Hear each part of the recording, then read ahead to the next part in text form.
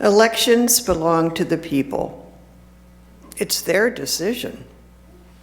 If they decide to turn their back on the fire and burn their behinds, then they will just have to sit on blisters. That was a quote from Abraham Lincoln. So the task assigned to Lester Reed was to sift through false news, looking for facts and confirmed data regarding the 2016 national elections. Lester has been a valued member of ICL since 2015. During this time, he has presented many wonderful presentations, varied and enjoyable. He also serves as co-director of financial services on the ICL board. The task taken on by Lester required the skill of a master in digging for the truth. Welcome the master, Lester Reed, to the podium.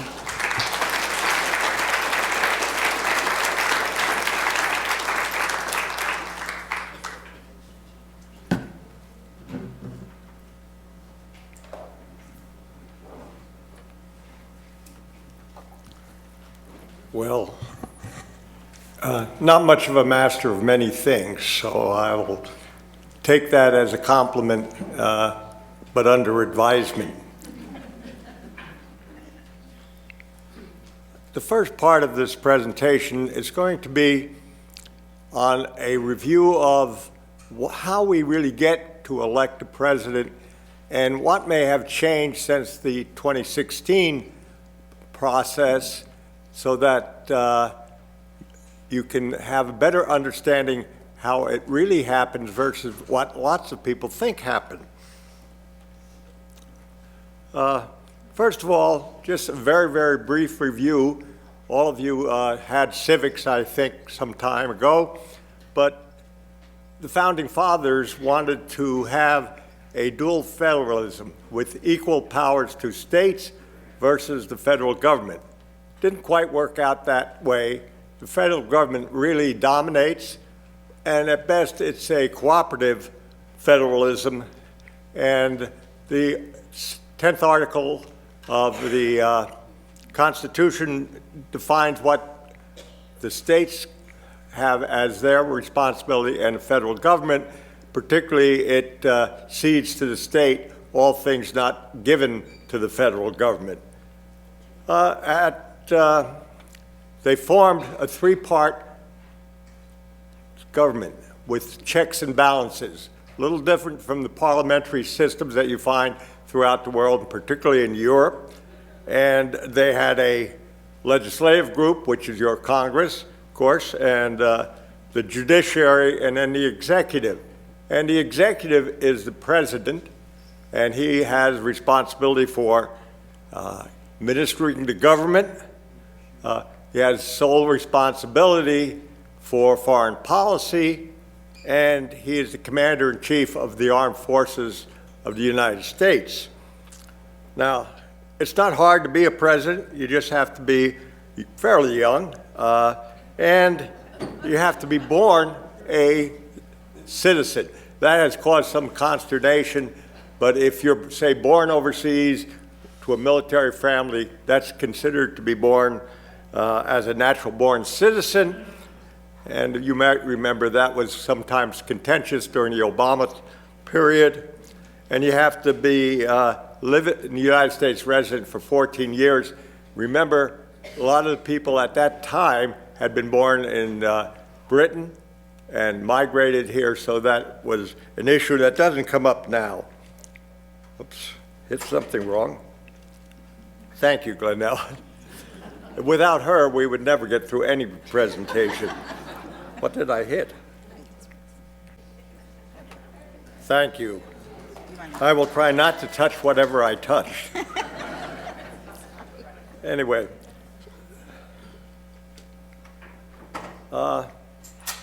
Technically, anybody who meets those requirements and Actually, technically, it could have been a woman even under the Constitution because the language is gender neutral. But in reality, it belongs to political parties or very organized independents. First thing you need to do is get some type of organization. People often announce an exploratory organization and then an organization for their campaign. Most importantly nowadays, you have to get money and lots of it. Then you have to get on the ballot. Now, political parties get on ballots. The minor parties, not all states recognize them, but if you were an independent, you'd need over 900,000 individual petition signatures in various states to get on the ballot.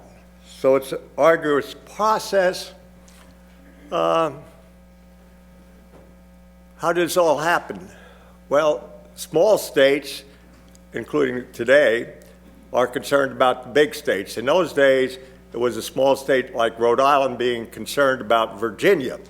Today, it's maybe Wyoming being concerned about California.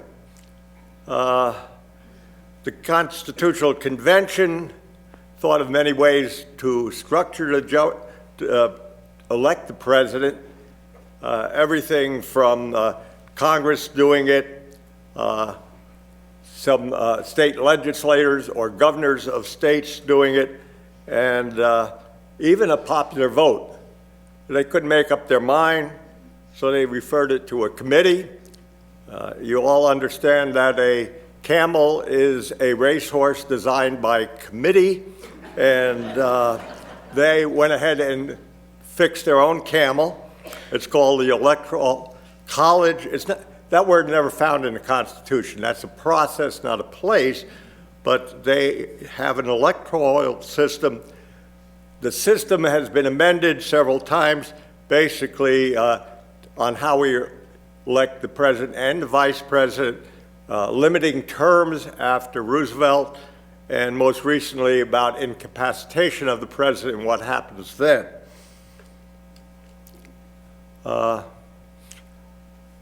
Actually, the electoral system, or college, elects the president. You don't. Each state has designated electors.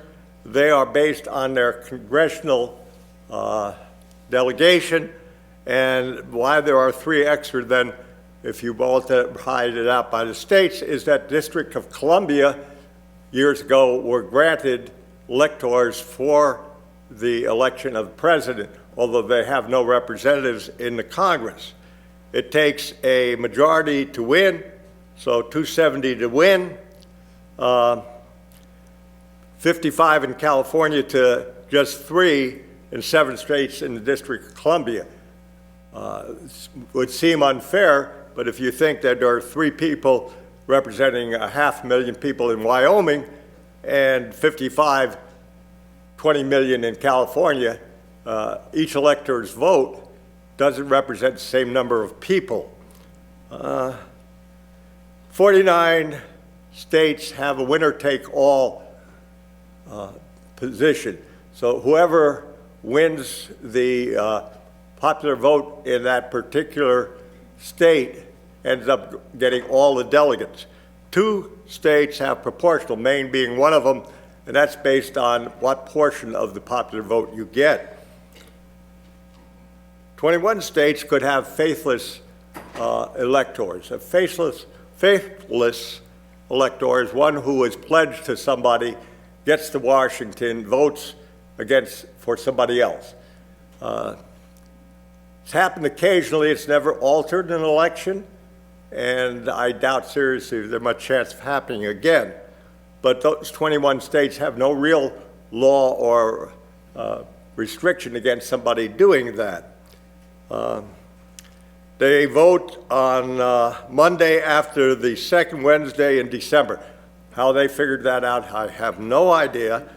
And I tried to figure out if that had something to do with Christmas. Didn't seem to work out.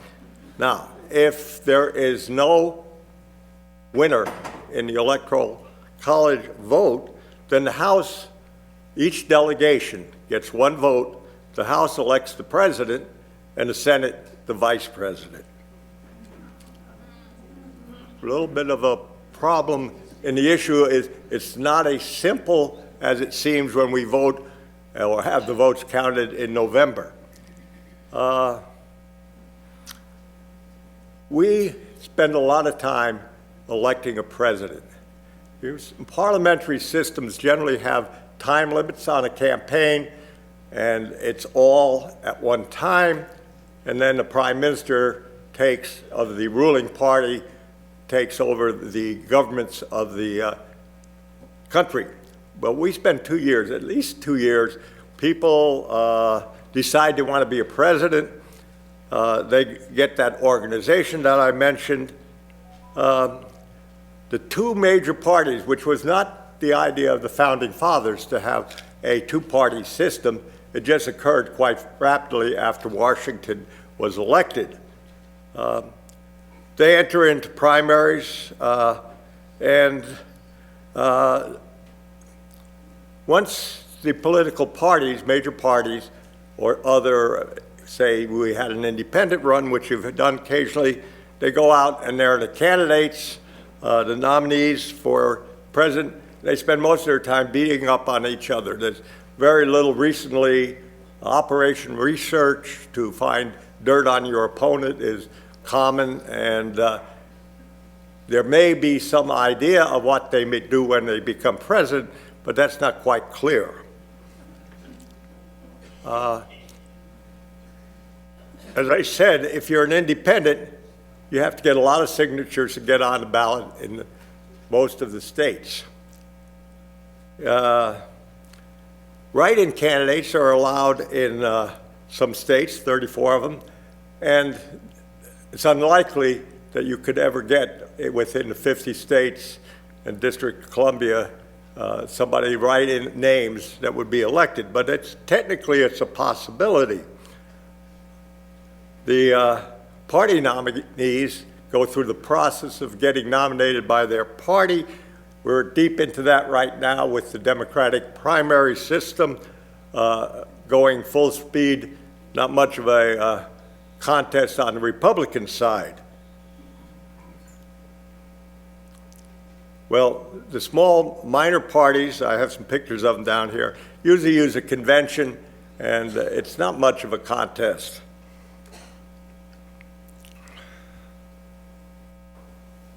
You got to remember one thing, that primaries, which are very complicated, particularly if you talk about the issue of the way they're structured and when they're conducted, are not a product of the federal government. The federal government has no say in primaries other than the Voting Rights Act, which says that one person equals one vote. The states and the political parties run the primary system. It's essentially a two-party system.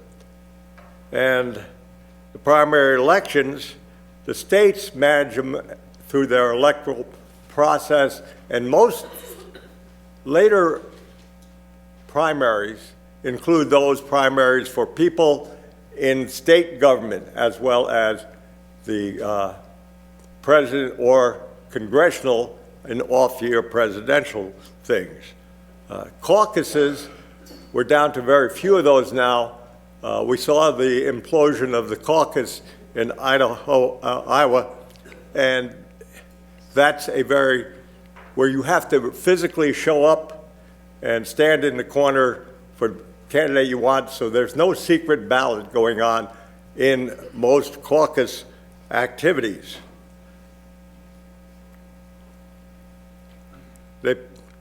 This system ends up with delegates elected to go to the conventions of the major parties, and how these delegates are assigned and numbered in each state depends on what the party rules are at the time.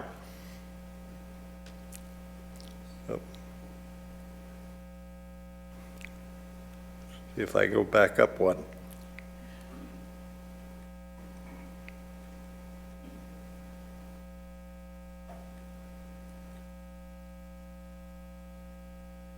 Okay. Here's what changed. In 2016, the number of pledged and unpledged delegates are not significant in number changing, but what is significant is that under the Democrats, in 2016, these unpledged, which are called also super delegates, which are members of the party, and the number you have is based on the political landscape, the number of people you have in Congress, et cetera, and they all come up now under the current rules proposed for the convention of the Democrats that on the first ballot, the unpledged or superdelegates cannot vote. They enter into the vote only after the first, so that if someone goes in with the number needed to be elected, then that can't be swayed by the unpledged delegates. The unpledged delegates in the Republican side are a result of state rules, not political positions. For example, Pennsylvania, for some reason, does not pledge a number of its delegates. They are free to vote any way they want when they get to the convention.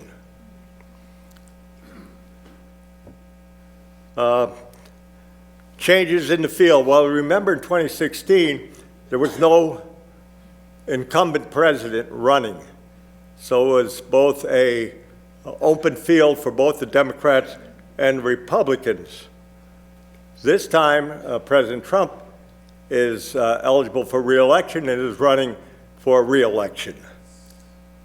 Early on in 2016, the Republican Party had quite a few people, if you remember the crowded stages. And during the primaries, they still had quite a few, and at the debates, you saw many of their candidates.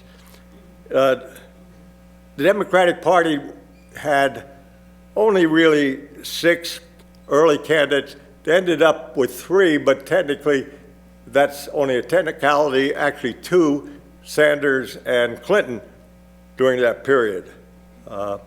And so that this year, they started out with 27 candidates, and 2 of them came in later. Mike Bloomberg is the only one still of that late entry, and now they're down to 7 candidates.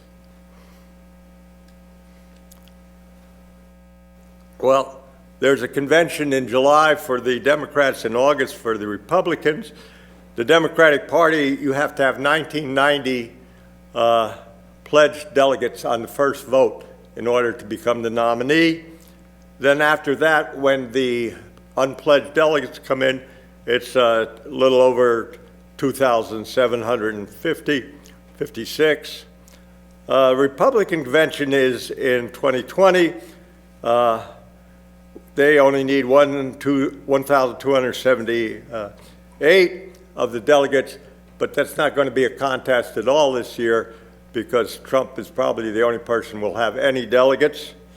Other parties, the Green Party, Independence Party, usually have some kind of convention, and they coalesce around some candidate and offer that as their nominee. States schedule the primaries using party rules. We have been migrating towards a system with earlier and earlier primaries. As you know, Iowa goes first by, I think, state law. And they voted on February 3rd, but took quite a while to figure out what they did because they had used some advanced technology, supposedly, and couldn't count their votes. By the end of March, we have over about 65%. And then by end of April, most of the delegates have been already elected. And that often leads a front runner to have enough for nomination. Then, so those primaries afterwards really may not count that much. Quite different now. One of the issues I didn't mention is the Democrats now proportion all of their delegates based on the vote. If you get at least 15% of the vote during a primary, you get a portion of the delegates, so that you have a spreading out of the delegates. Republican Party still uses a winner-take-all system. If you get 51% of the votes, you take all the delegates. It's not in play this year. The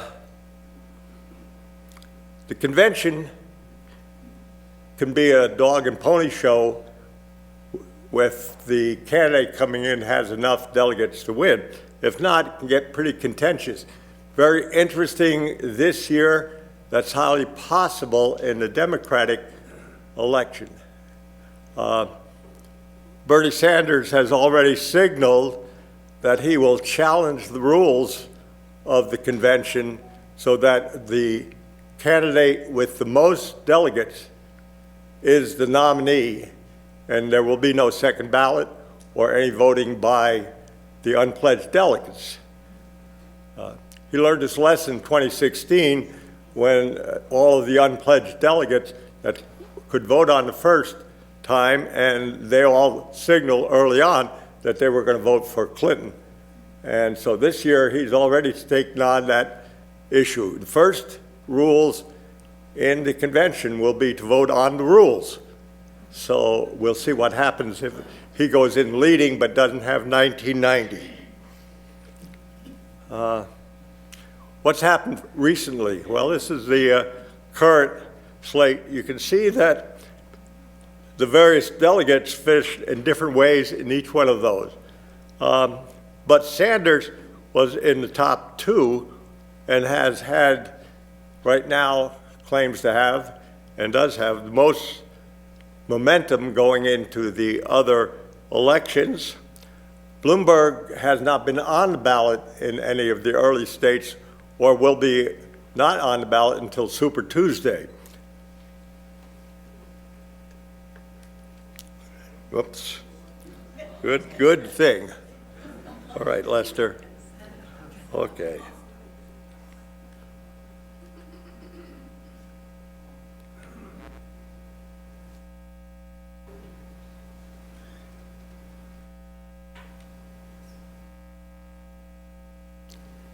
Delegate count out of 1990 as it is now, and it is rather early on, but you can see how the proportioning of the elections will give candidates ballots, delegates, even if they are not high up in the number of votes they receive, but as long as they receive 15, they're going to get some.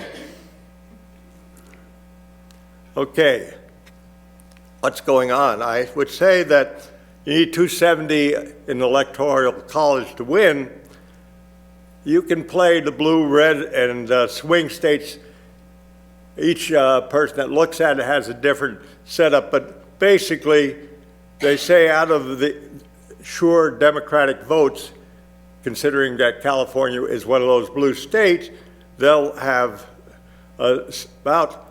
we'll have 224, the reds less, so that leaves the swing states with about 130 in the swing states. And again, what's a swing state depends on the political analysis you might do, but I would say that general consensus is about 10 of them. You can see they're listed and how many of the Electoral College delegates they have. New Hampshire, we're talking about whether it will end up being voting for Democrats or the Republicans, is got the least number. The early consensus, both out of Los Angeles for people, Las Vegas, where people actually put money on things like this, is that Trump will be reelected by the Electoral College and will lose the popular vote as he did in 2016, in spite of his contention that he didn't, because the 20,000 people, 20 million people who voted for Hillary, not him, were all illegal votes. So anyway, you have to look at it. And as of yesterday, when I tried to go through all of the various projections, it hasn't changed one bit. Odds-on favorites in Las Vegas, 6-1, that he will be reelected. So if you want to spend money and maybe see if the Democrats pull off a victory, go to Las Vegas, you get pretty good odds. And the issue of money has really come alive. You can see here, there was $1.4 billion spent between in early elections.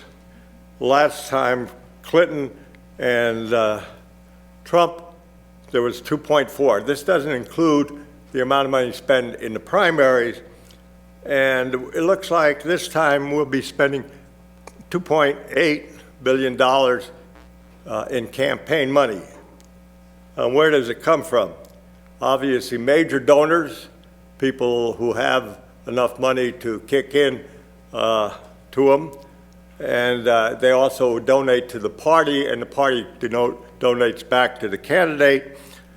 You've heard a lot about PACs and super PACs. These are political action committees, and under the recent laws, now they are not constrained on the amount of money they can give. But a major change came up for a while, and really coming out this term is online contributions, small donations. Sanders, most of his money is coming from online small donations. Probably why some of the candidates still are in there, like Klobuchar, is because she does get some money on the internet. But there aren't those major donations coming into those candidates. Money matters, no question. You see what Mike Bloomberg's doing. However, Clinton far outspent Trump, and Trump got elected. So there's some lesson there. You may remember there was a lot of talk about public funding of elections at one time, and there is a system out there, and it covers primaries as well as the general election, and but it limits it to $20 million from public funds, and you can't accept private contributions. So that concept in its form today is, might as well say, is dead, because no one's going to campaign for the President of the United States with that type of money. Citizens United was when the Supreme Court equated money to free speech, and therefore you can't restrict free speech, therefore you can't restrict money contributions. It freed up both labor unions, other organizations, and nonprofits whose purpose is not to elect a political person from any restrictions on how much they can donate to a campaign. That came up with the super PAC, and technically, super PACs are not in coordination with the candidate and the candidate's campaign. You can believe that, I'm sure, if you believe in fairy tales. Technology, probably one of the major changes in our electoral system is technology. The use of social media has transformed the way candidates talk about each other or interact with the public. They also do that when they are, in fact, in position like the president. The data comes out very quickly, and we have analysis. People have debated, and 15 minutes after they finish debating, somebody's telling you who won and who didn't win and what they did wrong. So that is rather quick. Fact checking, looking at what candidates said, and whether it's true or not is done much more rapidly and put on the internet or otherwise distributed. I mentioned fundraising. That's probably one of the major changes in how candidates are now getting small donations. It's easy. Any of you who might be interested in politics once in a while and have become a member of a party, and your name then gets it to the candidates, and you get a series of emails explaining how just giving them $5 or $2 will really help their campaign, and actually raises lots and lots of money. It has a downside. The election system is really not set up to protect itself very well. 13 states, there's no paper ballot available, so there's no possible recount from paper ballots. There is a bill passed by the House of Representatives sitting on Mitch McConnell's desk, will never be referred to a vote in the Senate, to require paper ballots in all states. There's some reason that Mitch and the Republicans don't want to bring that forward for a vote. I'll let you decide why that might be. Reliability and the age of many of the voting machines, particularly when I say reliability, they're older, they might break down. The other factor is some states have put a modem into their voting machine so the totals from that machine can be quickly transmitted over the internet to a central location for counting. Anytime you put an access to the internet into a machine, you're setting it up for hacking or vulnerability. And I'm not quite sure, I know the need for speed, but the need for having that, taking that risk seems to me not to be well-founded. Okay.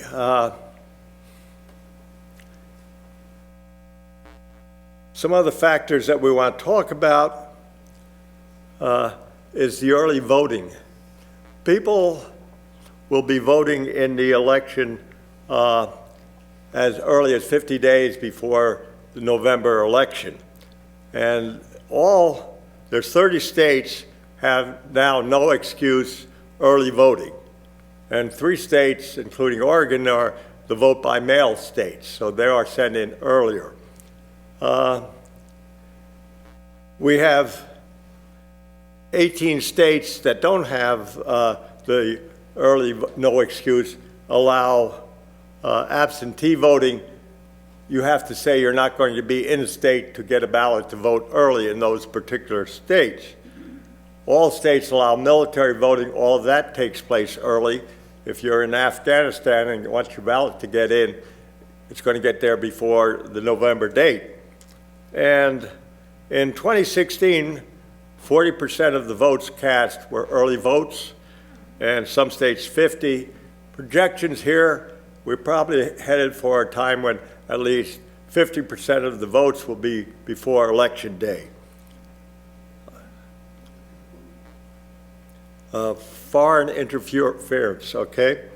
There were 2 ways that foreign governments tried to interfere with our election in 2016. One was dissemination of information that could be false or damaging to a candidate through the social media. Those posts were put on there and then retransmitted, and that continues to be a major threat. There was attacks on voting machines to try to, none of them successful as far as we know, and it continues in spite of denials by others that it's continuing today in 2020. People say, well, let's change the Electoral College system so that the popular vote is what elects the president. That's quite an arduous process, changing the Constitution. There is something out there called the Popular Vote Interstate Compact. And it is states who have adopted a law that says they will assign their electorals votes to the winner of the national popular election. But all those states say that it'll only come into effect when there are enough votes for those states adopting that compact to win the Electoral College for the president. Now, 15 states and the District of Columbia have approved that. Oregon has approved it in the last legislative session. There are 196 votes currently out of the 270 needed. Probability that we'll get enough states to ratify that, my personal view is very low that will happen, but it's out there. And then the question becomes, is that constitutional? And if it ever gets passed, you can bet it'll eventually end up in the Supreme Court to determine whether or not states can assign electoral voting rights to people not winning the election within that state. Okay, what did we learn from 2016? Primary process is very complicated. There were a lot more various types of rules in place that made it complicated. The caucuses, particularly, there were 15 caucuses back then. Now there are only 2. I would dare say that facts are not very important to the supporters of a candidate, and their endorsement by people, it used to be that if a certain newspaper or a certain politician endorsed you, it carried quite a bit of weight. Perhaps that still is true maybe in South Carolina. Claiborne endorsing Biden may have quite an impact on the black vote there, but in general, those endorsements aren't that important anymore.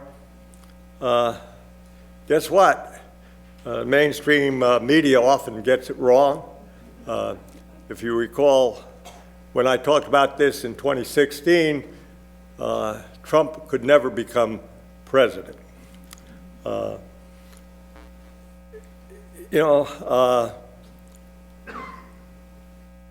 You have out on the internet thousands of plans put out by candidates, what they're going to do in great detail.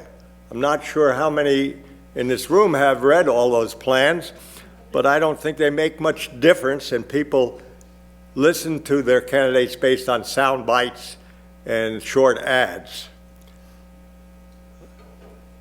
The polarization of this country is exploited by both parties and has driven a deep wedge between people on political and even spilling over to their social contacts. And then we have the impact of late-breaking news. Can we forget FBI Director Comey coming out and saying, oh, we found a bunch of new emails from Hillary Clinton not too far before November's election, and a few days later saying, oh, by the way, they're the same emails we had before. Sorry about that. Don't know how much of impact it had on the election, but probably some. Well, I can predict what I think is going to happen in the future, and I could probably just say the first line, I don't think anything's going to change. 2 parties will still be out there. I don't see one of them. We always are predicting the destruction of a party. I remember when that Republican Party was going to disappear. Didn't happen. And now we hear a lot of chaos in the Democratic Party, and it may not be around in the future. I doubt if that'll happen. We're still going to be using that primary system controlled by the states. We're not going to do away with the electoral system in the Constitution. One of the key issues that technology use will increase and its influence will be greater. Money will continue to be important, and that gives an advantage to both large corporations and wealthy people. And the partisan divide we have will only continue and get worse over the years. So, welcome to the future of more of the same. Thank you, and we'll take some questions now. Now, I'm going to make a plea here for one thing. Ask a question. Do not make a political speech.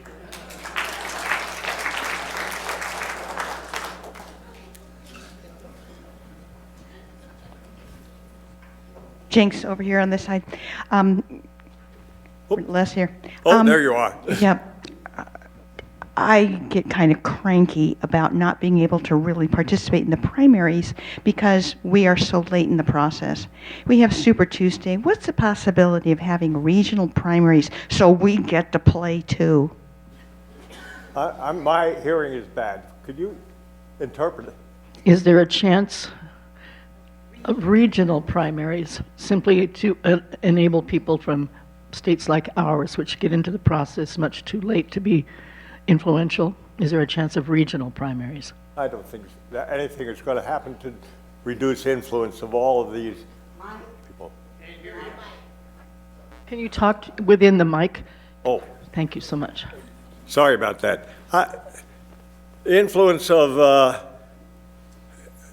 rich or people who have extra influence due to their wealth isn't going to change. We don't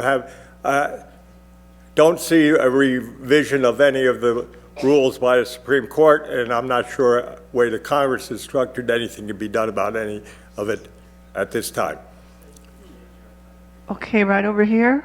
Yeah. Irene, up in the back, on the other side. Oops. Every year, our accountant has us, asks us if we want to donate $3 per person, 6 per couple. Is that for public funding, or what is it? And if it's for public funding and we don't do public funding, where does that money go? What is that about? Well, if you get an email that says, give me $2, it'll go to the candidate. And it has two impacts now with the Democratic Party, because their debate schedule, when it started out, you had to have so many people donating, not necessarily the amount of money they were donating. So one of those things, plus lots of $2 and $3 donations, if you get enough of them, add up to be real money. And so it is going to the candidate directly, if that's what you're, in other words, if you get something for Amy Klobuchar, you can give her $2 and it goes to her.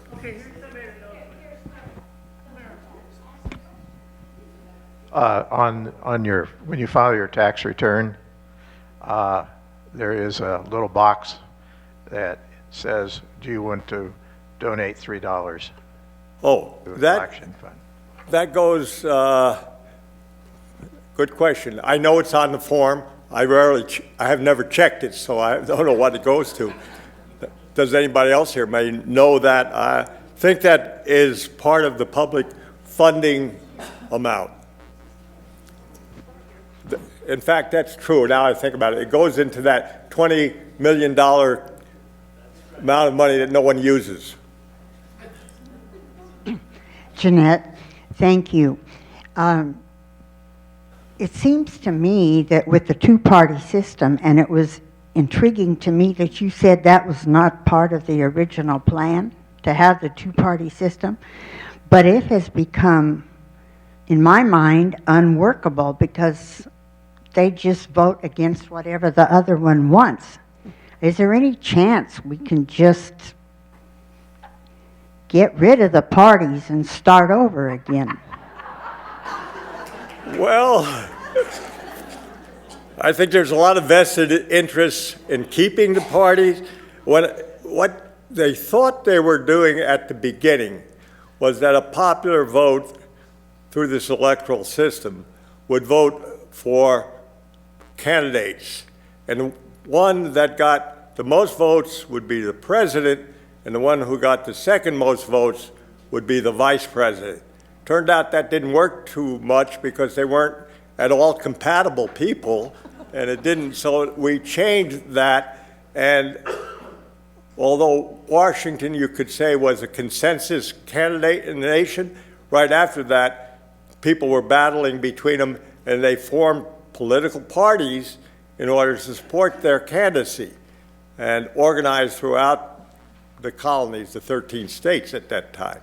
And I've seen other, I just don't think that it's going to change much in this country. And I don't know how you would even do it. Could you legislate there will be no parties? And I don't know that could happen.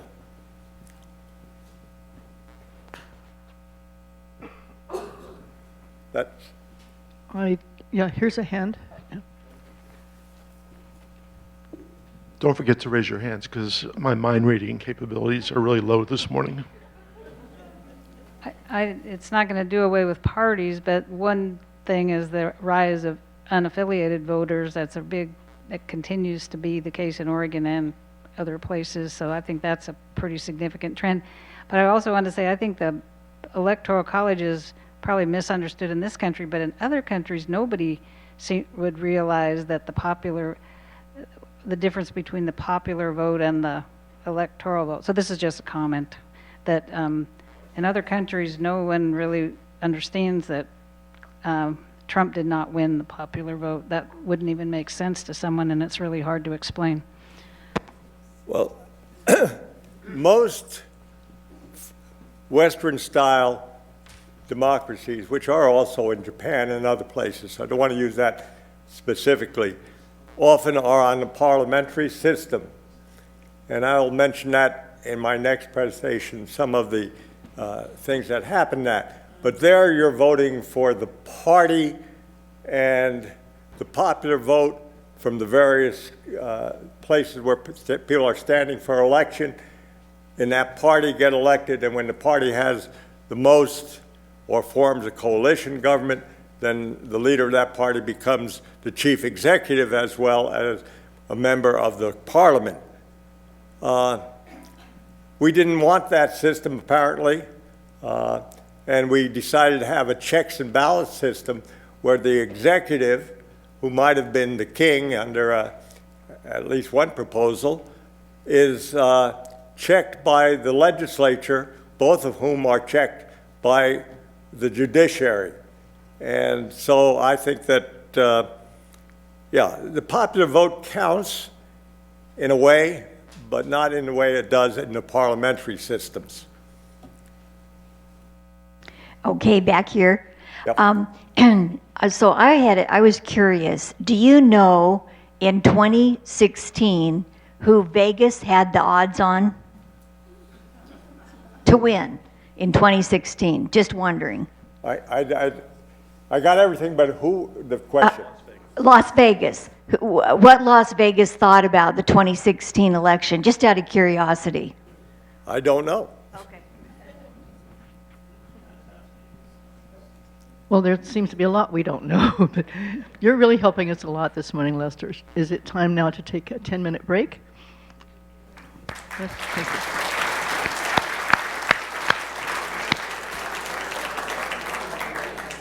This is the fun part of this 2-hour presentation. If you I remember, there was something, I think it was world history in 2 minutes, and that is kind of like this is going to be 4 years in about 45 minutes. Understand that what I will talk about, I can only hit on the highlights. Any one of the topics that happened over the last 4 years could take at least an hour. So bear with me, and we'll go through this as quickly and hopefully as balanced as I could make it. Okay, 2016 election, Trump outlasts the field despite all the conventional wisdom, and he wins the election. Clinton gets the Democratic establishment nod. All the superdelegates were for her, and she lost the election. campaign really signaled that business, not going to be business as usual for the president-elect. First, I think that became evidence that behavior is not a critical issue. Most candidates during the campaign would have suffered from the Hollywood access tapes in which the candidate Trump talked about where he could touch women and they couldn't do anything about it because he was so important. Hillary Clinton said some things about why she used her private server in order not to have to use two handheld devices. If you believe that, you believe on a lot of other things. Truth is not a really essential quality. Ever since, early on, Kellyanne Conway explained to us so we would understand there were facts and alternative facts that the administration might have. So then Rudy Giuliani came on and said, truth is not the truth. So I don't know. And if you believe the counting, either out-and-out lies or misstatements of fact, President Trump at this time, people who keep count of these things, have a little over 16,000 things that could be questioned as to their veracity. Experience is not, at least a mixed bag. Trump had no experience in public government. Clinton had tremendous amount of experience. Senators, wife of the president, Secretary of State, and she lost. I think the big thing is ignoring the base is fatal. The Democratic Party and Clinton ignored blue-collar workers, particularly blue-collar white workers, thought those would obviously continue to vote Democratic, and were surprised when it didn't. And I know that the president understands who his base is and what he has to do to work with them or for them. Well, during the campaign and right after, a lot of issues came up. One of the big ones was repeal of Obamacare or the Affordable Care Act, tax reform and the budget, the economy, make America great again, environmental issues, building a wall and immigration issues, trade and foreign policy, and military and ending those endless wars.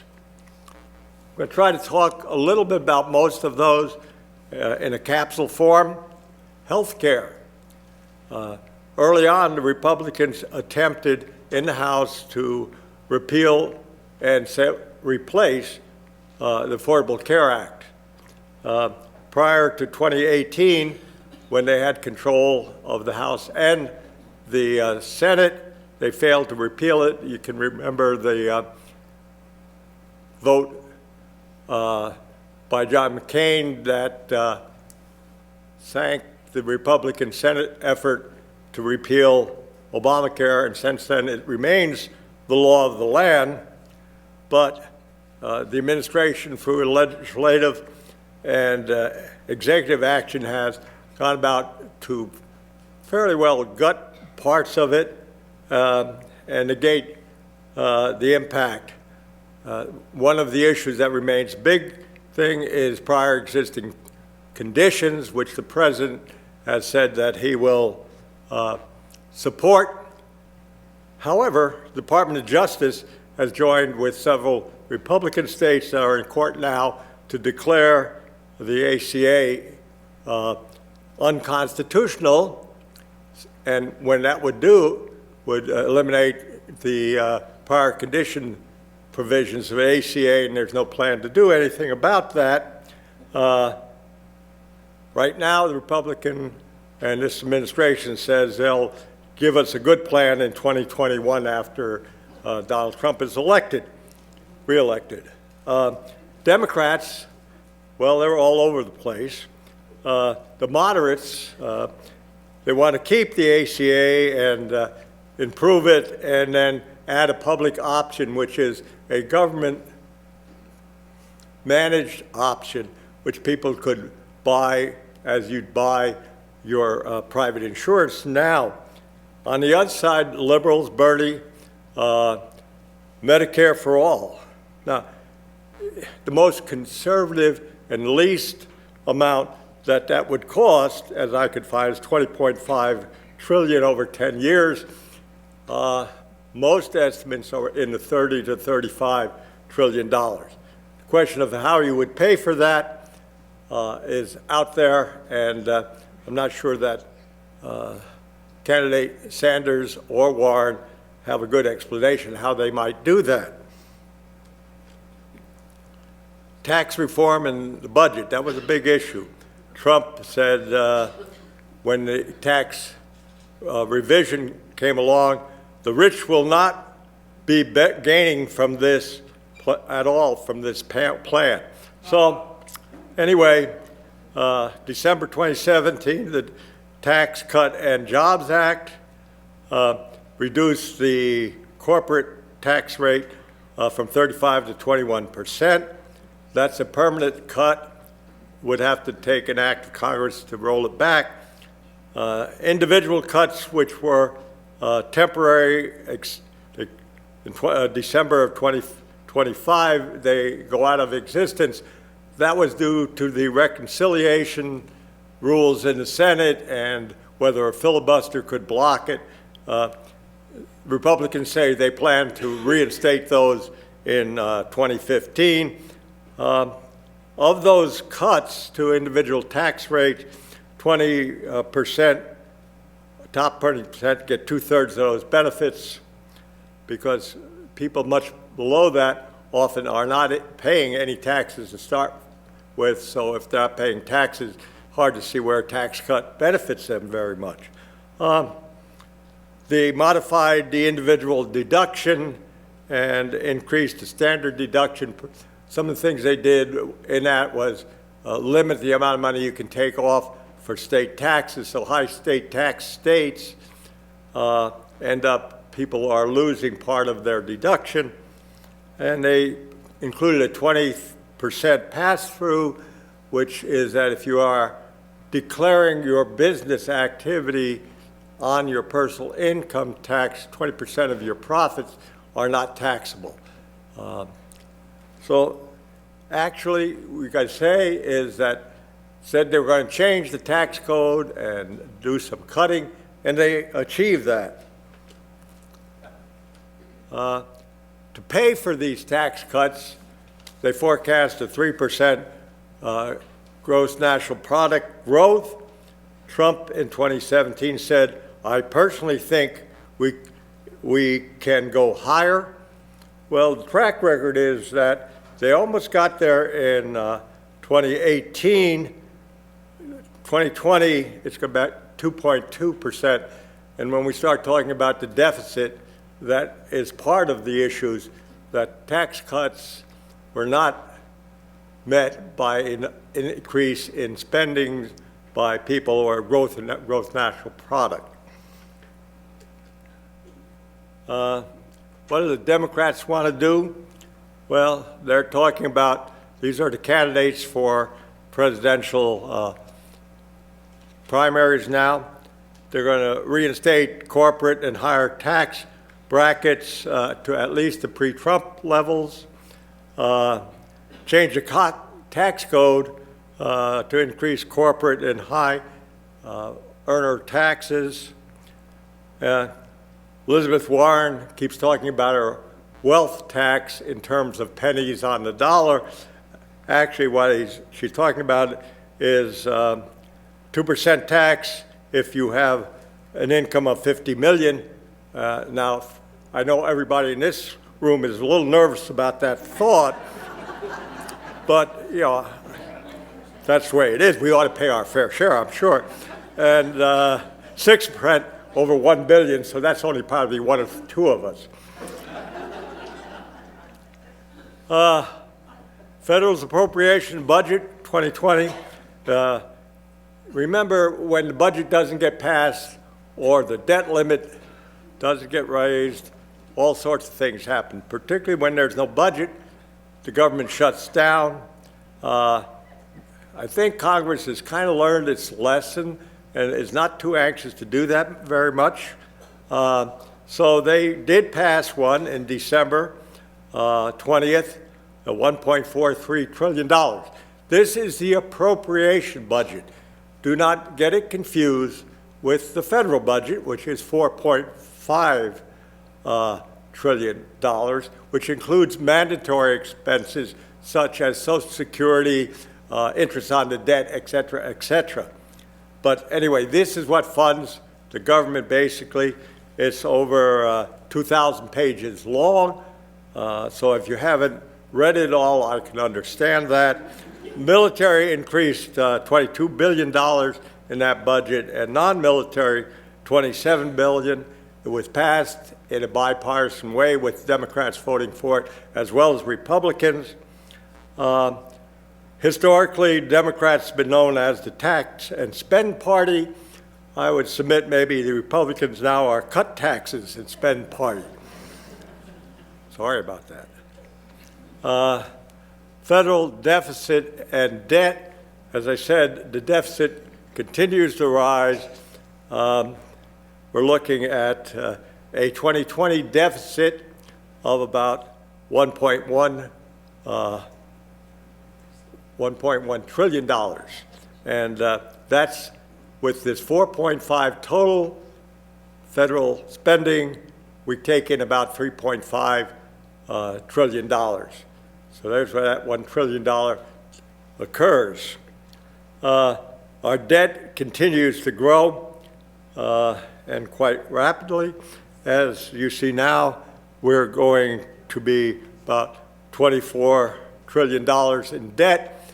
A large part of that debt is owed to you and I, American people, in the form of IOUs sitting inside Social Security and other aspects, as well as foreign governments. I couldn't help myself, okay? Sorry. Ode to the Tea Party. Where have all the balanced budget Republicans gone? Long time ago. Gone to the graveyard, everyone. Will they never learn?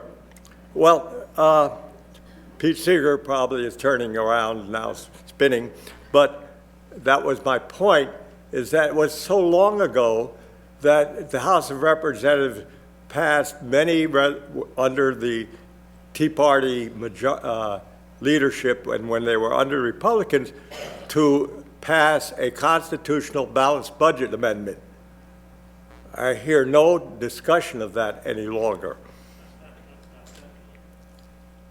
Okay, employment and job growth was a big issue in the campaign. Unemployment is at its lowest levels now. Used to be 4% was considered full employment because you always have people transitioning between jobs and all those things. We're down below 3.6% actually right now. What didn't change much is the job participation rate. That's the number of people actually in job market working that technically could be there. That would include stay-at-home housewives and stuff like that that may not be seeking a job. But anyway, that has increased slightly, but you would think it would increase more as the unemployment rates dropped. Manufacturing, we're going to bring back lots and lots of manufacturing jobs. Well, brought back some manufacturing jobs, but not significant. And I remember clearly all the coal jobs, all the new old coal mines were going to reopen. Well, they had about 3,700 coal jobs over the last 3 years.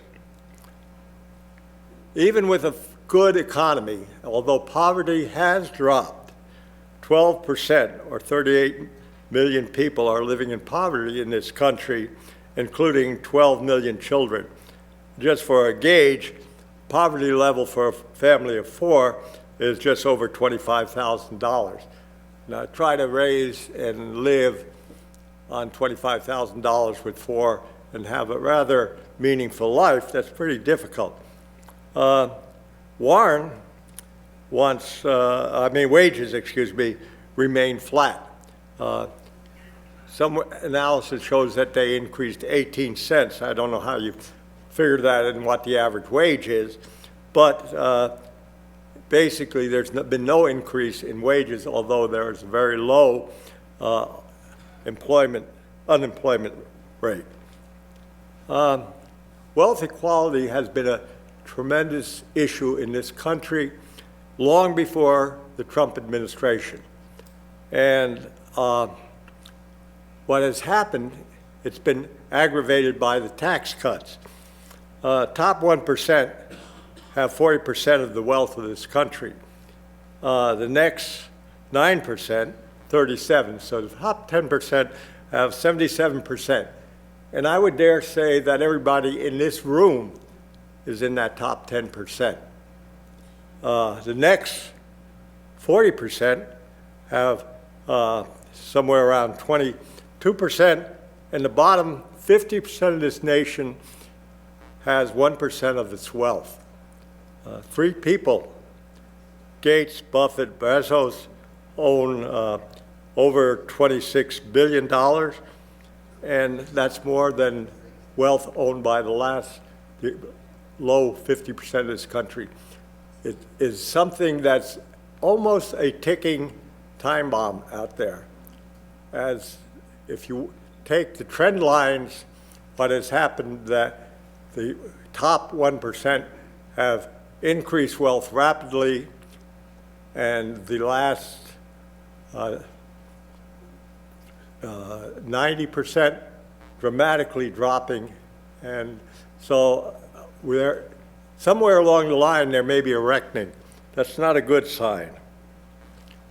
Hey, this has been a roller coaster. In fact, I just changed it yesterday. But the stock market is up. It's up, and then it's down. Coronavirus, et cetera, et cetera. Somebody will pronounce that something good has happened, somebody's earned the most money, and it'll go back up. The rationale of the stock market, as one of our elite members here, Mark Kesselhoff, told me yesterday, the only thing you can predict is unpredictable and will fluctuate. 54% of Americans own stocks. Most of that is in retirement plans. And so therefore, that's a good deal. But the top percent own 84% of the value. Again, the distribution of economic well-being between the top 10% and the other 90% of Americans is dramatic. Okay, moving away from that subject to environmental policy. Trump is and his administration, the people that he's put aboard now, are very skeptical that people have anything to do with climate change. I remember one time his statement that was when it was heavy snowstorms in the Midwest, he said, they used to call it global warming. Now they say global climate change because it's cold out there. Well, scientifically, there's a difference, and the world is getting warmer. They have rolled back environmental regulations, the CAFE standards for car emissions, the reducing the amount or the restrictions on methane being released in the atmosphere from oil industry. They're pushing fossil fuel extraction and use, and basically the economy trumps any environmental issue, not only here in this state, as we can watch the legislature rest with cap and trade, but Trump, when he was at the G7, said, he talked about how wealthy the U.S. was, and he said, I'm not going to lose that wealth, I'm not going to lose it on dreams or windmills, which frankly aren't working too well. Well, I don't know where he's getting his data, but windmills do work fairly well. Democrats, of course, the candidates now are supporting some form of the New Green Deal or the net zero environment. It varies from candidate to candidate, but all of them want to rejoin the Paris Accords, and their position is basically that going towards a green economy will increase the number of new jobs if America wants to be a leader in producing solutions to use of fossil fuels. Immigration, that's been on the table since day one. Probably all remember the issue of who's coming across the border. A few of them might be good people. Okay, restricting Muslim nation immigration, that's still in effect in form. It was challenged in courts, but it's still out there, and would kind of strike that as a win for the administration. They want to end chain migration. That's where you can bring in relatives if you are legally here, but now they can get around to it since Trump's wife's family is here. They want to end DACA. That's the Dreamer program where young people have come to the country brought by their parents illegally, and that was a executive action by Obama. It can be undone by executive action. We're back in the courts over that, but it seems to me rather clear if you can institute something through an executive action by the president, another president can undo it. So I think that's eventually that the DACA, unless there's some permanent legislation, will end. Deportation issues, ICE is very active, but not have to be careful because more deportations took place under the Obama period than there are at rate in Trump. It's how they're being carried out is somewhat different. Stop the influx from the southern border, which has been the major theme. That ended when the zero tolerance policy was put in place with the child separations. Many of those children still have never been reunited with their parents. They've instituted first country asylum. That means when you cross out of a country seeking asylum, you must request asylum in the first country you enter before you can request and get to the United States and request asylum. And then if you get to America and request asylum, particularly on the southern border, you have to return to Mexico to wait out your court date, which may be years. And of course, build the wall. We've heard a lot about building the wall, and would just say that Mr. Trump has been in both a pledge to do it and a denial. He said, "I will build a great wall, and nobody builds walls better than me. Believe me, and I'll build it very inexpensively. I will have a great, great wall on the southern border, and I'll have Mexico pay for that wall." Well, not too long ago, he said, Mexico was going to pay for it? Obviously. I never said this, and I never meant they were going to write out a check for it. So he's building a wall. It's costing about $4 million per mile. It'll take about $21 billion if it's ever built across the entire border. And obviously Mexico is not paying for that wall. International trade, that was the center of Make America Great Again. generally not in favor of globalization and free trade.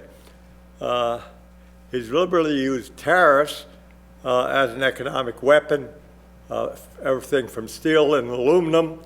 I thought it was good that we did it based on the need to have steel and aluminum for our defensive efforts, that we sure wouldn't want to buy any aluminum from Canada, which is a major threat to the United States.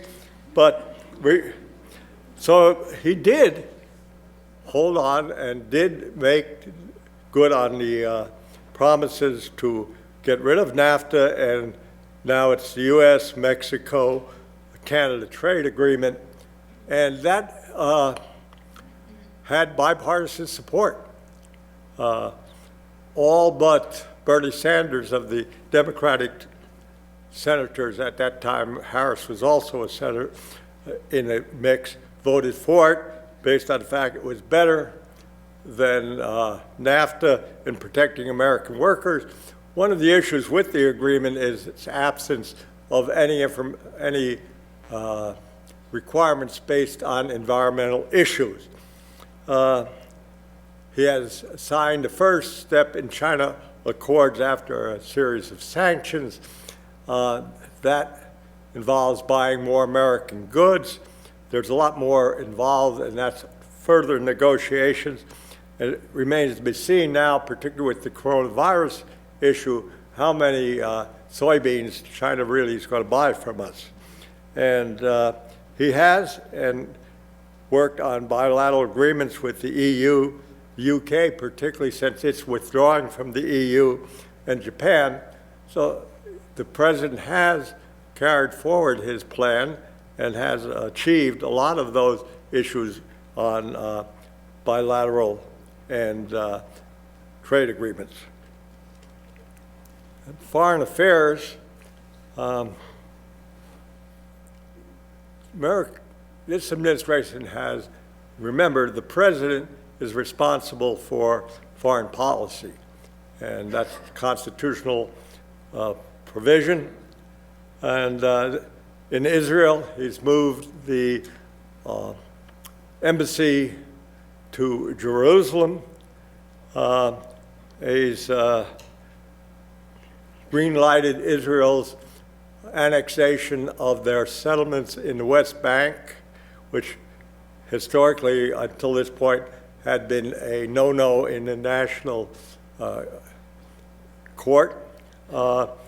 And he has put forth a new peace plan, theoretically a two-state solution, in that he has told the Palestinians, oh, I think it's all right if you have part of Jerusalem for your capital. We'll support you on that. That's, I think, rather arrogant to tell people how and what they can do on territory they previously owned. The NATO, he's been successful in getting the NATO partners to contribute more to the alliance, but he's very critical of the alliance, says it's out of date and its focuses are not appropriate. Direct engagement with North Korea. He's exchanged love letters with Kim, and I'm glad they are on that basis, but North Korea hasn't stopped any of its nuclear development. Saudi Arabia, he doesn't want to take too much action about Saudi Arabia killing an American citizen journalist in Turkey, or in the proxy war in Yemen, although there have been strong indications in Congress not to provide weapons to Saudi Arabia for that war or sell more arms. He's nixed all of that, and he supports Saudi Arabia. Iran, he withdrew from the nuclear agreement that was negotiated by Obama and other countries, and recently killed General Soleimani. And that really ruptured more of our ties with Iran. So that, I don't think anything has improved along those fronts. He has imposed stiff tariffs on Russia. However, for some reason, he's a strong Putin supporter. After all, when was talking about Russian interference, I remember clearly him speaking, saying that Putin denied that Russia interfered in the 2016 election, and he strongly denied it, so why would they do that? Well, they actually did, if you want to take any of the intelligence information as being accurate. Democrats are all over the map on foreign policy, and it really hasn't been much of a discussion on the campaign trail. Pretty much they're looking to go back with less direct involvement and more diplomatic efforts versus military efforts. The military. During the campaign, military and the unpreparedness of the American military was a big issue raised by the Republicans, has increased that budget to $738 billion. The only people that came out and talked about that recently were both Sanders, who would say more dovish, and Warren. He said he wanted to create a space force, and the Appropriations bill, authorization bill, creates that space force. Not sure exactly what it's going to look like. However, it will be a separate service under the Air Force, similar as the Marines under the Navy Department. And but it is now authorized and partially funded, and we'll see how that turns out. One of the things, I spent 28 years in the military, and one of the things that really bothered me was his direct intersection into the military justice system when Petty Officer Gallagher had been convicted and was going to be fined, reduced in rank. He intervened and had him allowed to be retired at his current rank. I don't really think that's what the Founding Fathers meant when they made him Commander-in-Chief. He hasn't really stopped the endless wars, but I will give him credit for trying to negotiate an agreement with the Taliban. If they behave themselves for 7 days, we're probably going to declare victory and leave. I don't know. He's taken money from the military budget to build his wall, both from the construction budget and the procurement budget. Most recently, about several weeks ago, some money from the advanced fighter procurement for the Air Force were withdrawn to put into the wall. The courts say it's okay if he does that because he's declared a national emergency on the southern border. Court system. Shift hard right in the Supreme Court. If you all are interested in how the Supreme Court goes, then you all either are wishing for continued health of Ruth Bader Ginsburg or the fact that she doesn't have good health. Because one more appointment through January of 2021 will probably lock in the conservative orientation of the Supreme Court for at least the next 30 to 40 years.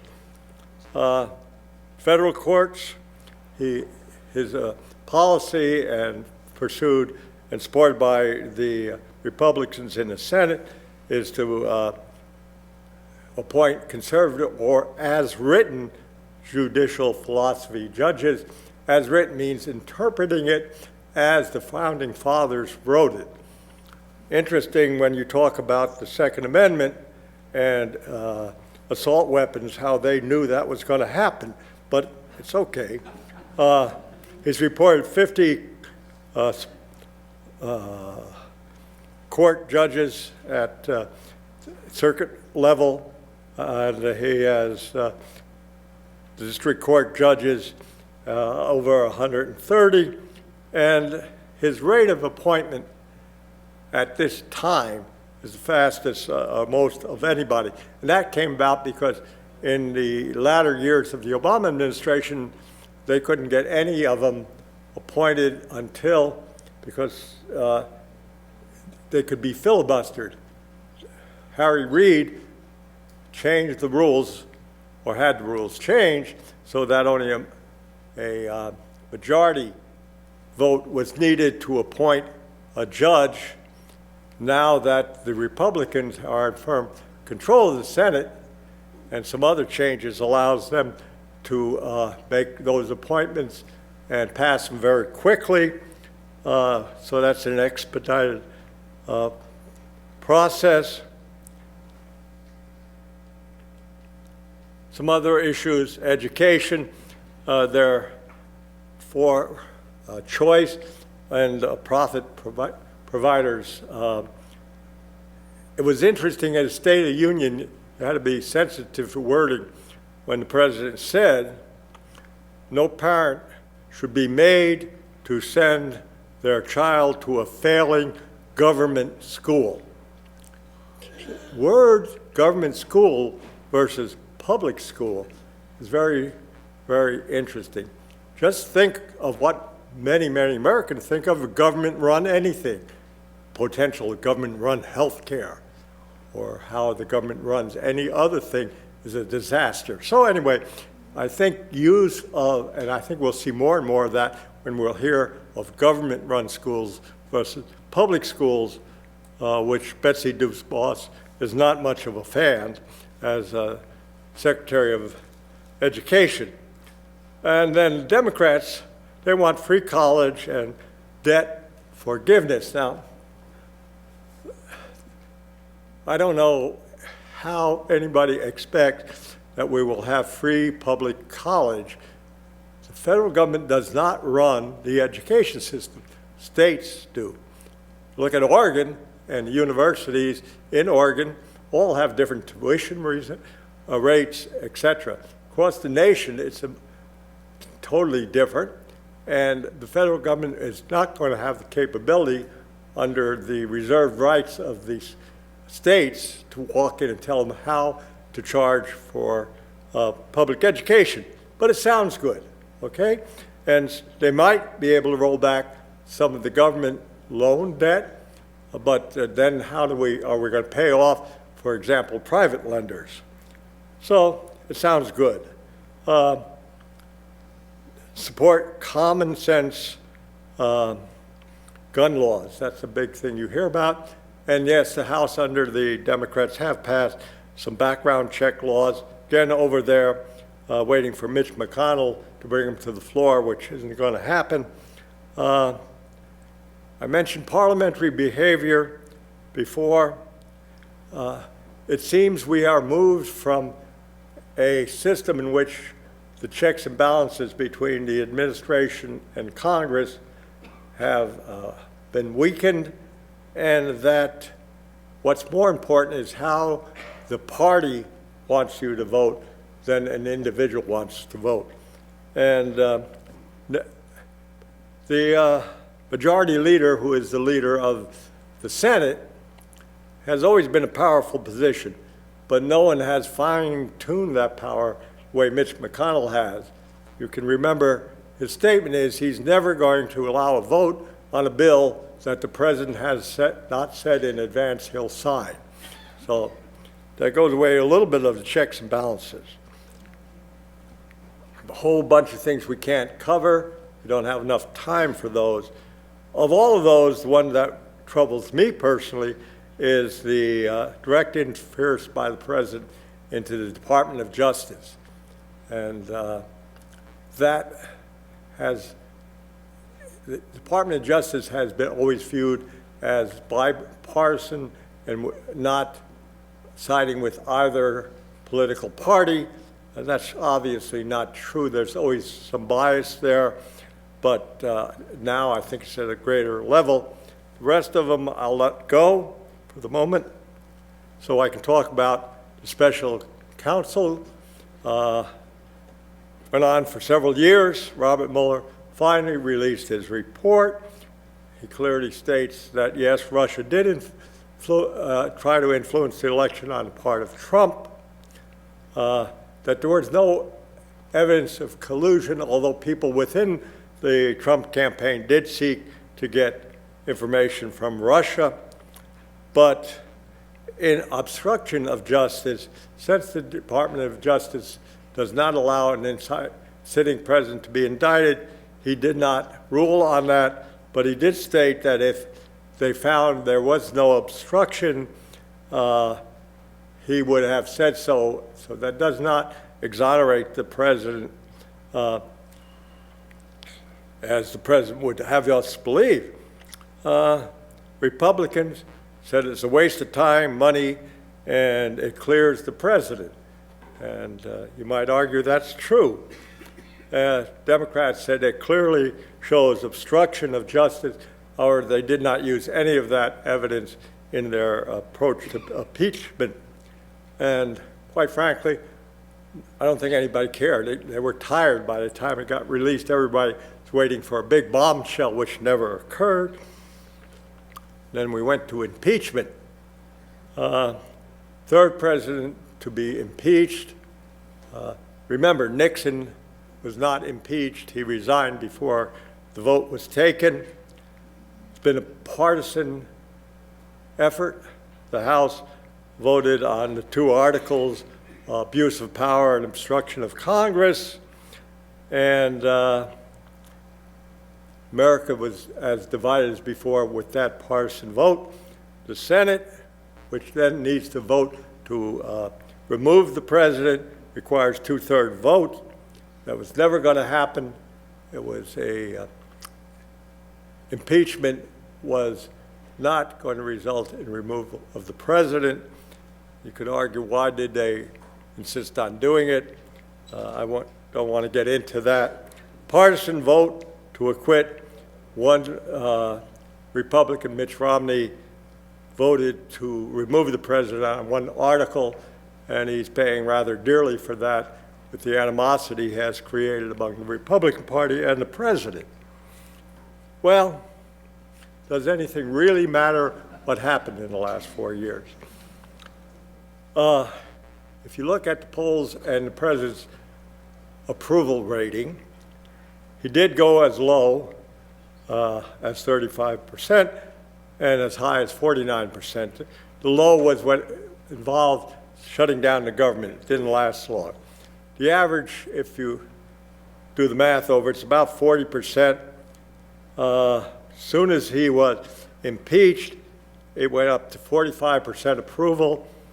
After he was acquitted by the Senate, he hit 49%.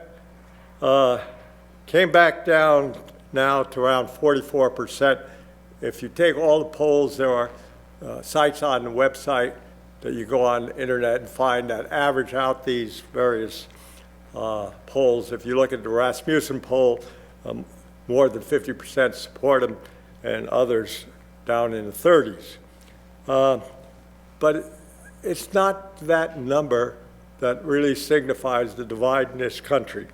Because when you take those numbers of who approves, 94% of Republican voters approve of the president. Democrats, 7%. And independents, a little over 40%. So if you just look at the political parties, it's obvious that there's not much room for dialogue and agreement. And this statement is probably true. I could stand in the middle of Fifth Avenue and shoot somebody, okay? And I wouldn't lose any voters, okay? President's statement in January 2016. Thank you very much.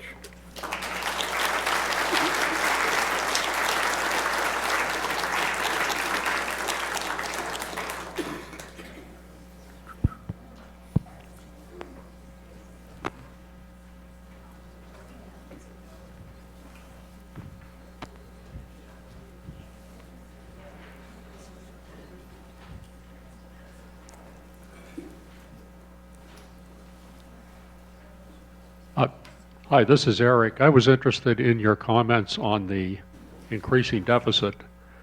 And when you mentioned that the current budget, the 4.8 trillion budget is the number, I believe all we take in through taxes and other sources of revenue is 3.6 trillion, which means for this current fiscal year budget, the deficit has gone up by 1.2 trillion. The other thing that's concerning when you look at these numbers, of the 3.6 trillion we take in through taxes and other sources, I believe it's correct that 65% of that goes to Social Security, Medicare, that type of funding. And under the current trend, it looks like these trillion-dollar deficits are just going to continue to go on. Well, all I would say is that $3.5 trillion that is mandatory expenditures does include Medicare and the service of our debt, et cetera, things over which there's no appropriations needed. And yes, a large part of the money that does come in is payroll taxes towards Medicare. Okay, this is Wayne. Yeah. Have a question concerning healthcare costs. What's the prediction for the cost of our current system over a 10-year period? Is that more or less than that projection for? As I read the data that I gathered, this is the $20 trillion over 10 years is the amount over what we would spend in our budget. Now, if you'll hear Senator Sanders, he talks about the net costs will go down, although payroll taxes will go up. That's on the assumption that, say, a union-funded health care, which will be taken away, that somehow those monies that they're spending on it will come into the federal budget. I'm not quite sure how that'll happen. And it's a very difficult thing to get their hand on. Most recently, Senator Sanders said he didn't want to deal with the nickels and dimes of all these programs. It's a little bit more than nickel and dimes, I believe. Yep. Yeah, Bob, follow up to that question. What is the net cost today of medical care from private and public sources? Really, at the end, if the question is the source of payment going to affect the cost of service? In answer to partial answer to your question, employers currently can deduct from their taxes owed to the federal government medical insurance for their employees as a business expense. That expense would disappear, and you would increase the tax of the employer. Yeah, well, that's true that the tax system treats the medical costs that corporations who pay taxes can deduct that as an expense to doing business. I would look at something like Chemeketa College, which I'm familiar with because I was there for a while. They pay 1.3, let's see, they pay $1,300 a year for medical costs per month to their employees. They don't pay taxes, so that's coming out of their operating budget, and it's part of what they negotiated.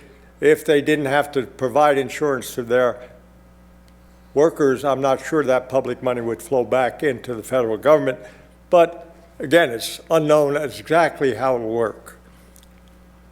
Sharon here. Yeah.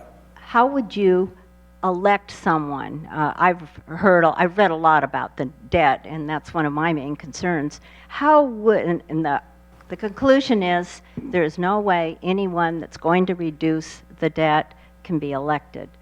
So did you see a way there that everyone would support some way to reduce the debt? I doubt it. I doubt that the Americans who are not directly impacted by paying, say, a special tax to reduce the deficit and the debt of the country is going to happen. And I think we would get economists who could argue based on the gross national product, the amount of debt is negligible and can be managed. Right now, the other day, 10-year bonds, federal bonds, were at the lowest percentage rate in many, many years. So right now, it's a good time to have debt because you don't pay much to service that debt. And if you can float 10-year bonds, I guess I'm kind of cynical. I just don't think the American public, although they talk about it and you hear about it, have no interest in really eliminating it. Hi, Lester. It's Don. Were you aware of the study that Yale University published in the medical journal yesterday? That showed that if we take out the absurdity of all the different private health care plans and so on, and went to a single-payer system, that we would save about $450 billion a year and save 68,000 lives. So I think the discussion in about the overall costs is really early to be making any conclusions. It seems like there's quite a discrepancy in how to pay for it and what it should include. So were you aware of that? I'm not aware of that particular study yesterday. I didn't update my PowerPoints. I stopped the day before. So anyway, having said that, I think providing health care for all Americans is an issue that most political entities will say they support, the individuals or the parties. The question is how you do that. And if you believe any of the polls, which are hard to do, people who have insurance provided through their employer are not anxious to give that up. So the question becomes political reality. You can do as many studies as you say there's a better system. I could see studies that say parliamentary systems are better than our system. We're just not going to change it and make it parliamentary. And I don't think we're going to go to Medicare or a government funded for every citizen. And then you add in there as soon as you hear say, oh, that includes undocumented individuals. So it's a political issue more than it's a dollar and cents issue, actually. This is Ken. My question is, where is this going to end? The president has proven or demonstrated that he's above the law. What happens when 1% of the country owns 80% of the wealth? It seems to me we're going to look like many of these countries in the global south. You know, I just don't get the sense we're going to have a revolution in the sense of a uprising. Ingrid and I watched the movie Evita last night, and where the political establishment came under individual pressure, and they were rioting in the street. We have demonstrations. They really don't go very far. All the people in school in Florida saying that we want new gun laws. There aren't any new gun laws in Florida. So it's an issue. Most people say we're not going to have military out on the street taking over the government in a coup. If there's something that's going to happen to this government, the influence of corporations and wealthy people may well dictate how it's run. But you still have a vote, and you still go out there and vote for the candidate you think best. And there are ones who think the Trump administration is marvelous and doing well, and they'll vote that way. And there are who don't want to vote that way. The good thing about this country is we still have that ability to vote and to choose our representatives. Thank you.